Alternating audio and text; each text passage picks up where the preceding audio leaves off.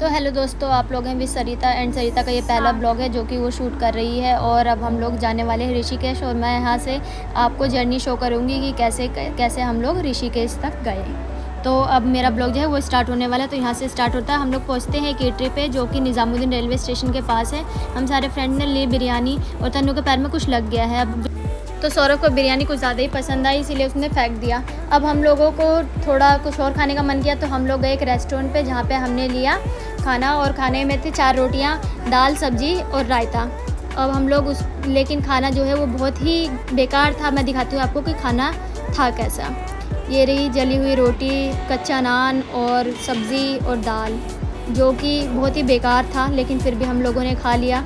उसके बाद हम लोगों ने क्या किया कि पहुंच गए निज़ामुद्दीन रेलवे स्टेशन। वहाँ पे हम लोग बैठ के ट्रेन का वेट कर रहे थे और मेरे फ्रेंड्स ने मेरा ब्लॉग शूट किया जिसके अंदर वो बता रहे थे कि सरिता के सर पे बाल नहीं है और सरिता जो है वो तैयारी कर रही है कि ब्लॉग बना बना के वो अपने सर पे बाल लगवाएगी। फिर हमने पकड़ी ट्रेन और यहाँ पे हो गई स्टार्ट बारिश। फिर हमें ट्रेन में मिली कुछ, जिसे क्या ही कहें, उन्होंने हमसे मांगा पैसा और हमने दे भी दिया क्योंकि उन्होंने आशीर्वाद दिया। फिर मेरे कुछ फ्रेंड्स ने हमने एक ब्लॉग शूट किया छोटा सा और हम लोग बहुत एक्साइटेड थे, खुश थे जाने के लिए। और वेदर कितना प्यारा हो रहा था। फिर मैंने सोचा कि क्यों ना इसी डब्बे में घुसा जाए, लेकिन जैसे ही मैं वहाँ पे जाने लगी मुझे कुछ अंकल लोग मिले और उन्होंने डांट दिया कि वहाँ पे टीटी है, चले जाओ यहाँ से। मैंने कहा कोई फ़र्क नहीं पड़ता। अब हम लोग चले गए व्यू लेने, लेकिन उतने में आ गया ट्रेन और ट्रेन से टक्कर होते होते सरिता बच गई और पहुँच गई हंसते हंसते हरिद्वार। और ये हरिद्वार के स्टेशन पे सरिता की एंट्री हो चुकी है। अब ये उतर के जा रही है हरिद्वार के बोर्ड के पास जो कि एक फ़ोटो शूट के लिए है। यहाँ पहुँच के मुझे कुछ ज़्यादा ही खुशी हो रही थी तो मैंने फ़ोटो शूट करवाया एक, और हरिद्वार के बोर्ड को पकड़ के मैं खुश हो गई। फिर मैंने लिया यहाँ से एक रिक्शा और पहुँच गई हरिद्वार के घाट के लिए। अब हम लोग यहाँ से रिक्शा करके जा रहे हैं। फिर यहाँ से हमने रिक्शे को छोड़ा और फिर पैदल पैदल का सफ़र शुरू हो गया। यहाँ से हम लोग पहुँच गए हर की पौड़ी के पास, लेकिन ये हर की पौड़ी से हल्का सा दूर था। फिर हम लोगों ने सोचा पहले यहाँ पे हम गंगा माता से आशीर्वाद ले लें, क्योंकि मैं बहुत एक्साइटेड थी गंगा जी को टच करने के लिए। फिर यहाँ पे हो रही थी बारिश, लेकिन फिर भी हमारी जर्नी जो थी वो ख़त्म नहीं हुई।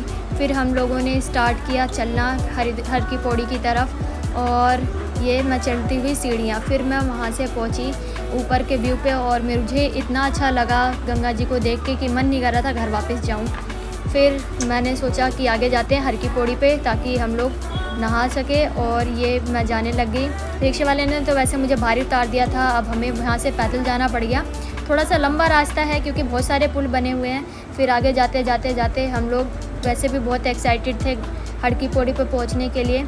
अब मैं जाते जाते अपनी जर्नी बताती हूँ आपको। अब मैं हर की पौड़ी पे पहुँच जाती हूँ और चिल्लाने लग जाती हूँ हर हर महादेव, हर हर महादेव। और बाकी सब लोग जो थे आसपास के वो मुझे बहुत बुरी तरीके से देख रहे थे कि इस लड़की को हो क्या गया है, शायद ये नशे में है भगवान के भांग के। फिर मैं आगे जाती हूँ और नहा धो के उसके बाद तैयार होकर मैं सोचती हूँ कि ऋषिकेश के लिए जाया जाए। अब मेरे बैग जो है बहुत भारी थे, मैं थक चुकी थी, बिल्कुल ही मन उतर चुका था यहाँ पर घूम के। अब थकावट भी हो चुकी थी क्योंकि काफ़ी टाइम हो चुका था मुझे। फिर हम लोग जाते जाते पहुँचते हैं और ये गंगा जी की घाटी से थोड़ी सी ही दूरी पे था। फिर हम लोग वहाँ पे जाते छोटे छोटे कंकड़ पत्थर थे जहाँ पे मैं पानी को छूती हूँ और फिर बहुत खुश होती हूँ। एक्साइटेड थी मैं बहुत ज़्यादा क्योंकि मैं पहली बार ऐसा था कि गंगा जी के घाट पे थी। फिर मैं पहुँचती हूँ ऋषिकेश के लिए और वहाँ से जाते जाते मैंने देखा शंकर भगवान की बहुत बड़ी मूर्ति जो कि गंगा जी के पास में ही था। फिर उसको देख के मुझे बहुत खुशी हुई और मैं चिल्ला रही थी फिर हर हर महादेव बार बार यही कह रही थी। और पहुँचते पहुँचते मैं पहुँच गई ऋषिकेश और ऋषिकेश के घाट पर पहुँच के मैंने अपना इंटरव्यू दिया जिसमें मैंने बताया कि बहुत तेज़ बारिश हो रही है। बारिश के चक्कर से हमने एक पन्नी खरीदी जो कि 25 रुपये का था। फिर मैंने हनुमान जी की तरह सीन किया थोड़ा सा, जैसे मुन्नी करती है बजरंगी भाईजान के सीन में। फिर हम लोग आगे चलते जाते हैं और फिर हमने पकड़ा बस जो कि हमें लेकर जा रही थी नीलकंठ पे जाते जाते सौरभ को आने लगा चक्कर। फिर मैंने उसका हाथ पकड़ के उसको दिलासा दिया और ये नीलकंठ की वादियों में मैं पहुंच चुकी थी जो कि इतना सुंदर था, ऐसा व्यू मैंने पहले कभी नहीं देखा था। अब मैं यहाँ पे आके इतना खुश हुई, मेरा मन तो बिल्कुल नहीं हो रहा था कि मैं घर जाऊँ। फिर मैंने ब्लॉग बनाना फिर शुरू किया और वादियों को देख के खुश हो गई। फिर हमने लिया एक वहाँ पे रेस्टोरेंट में रूम और उस रिज़ॉर्ट में हम लोग रात भर रुके। वहाँ पे मैंने ये फ़ोटो शूट किया और एक वीडियो बनाई छोटी सी।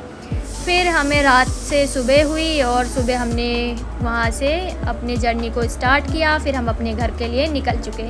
आते हुए फिर हम लोग पहुँचे ऋषिकेश की नदी पे। वहाँ पे हमने थोड़ी देर टाइम बिताया। फिर वहाँ पे हमने स्नान किया और एक फ़ोटो शूट करने के बाद मेरा बर्थडे सेलिब्रेट किया मेरे फ्रेंड्स ने। फिर हम लोग निकल गए यहाँ से घर की तरफ।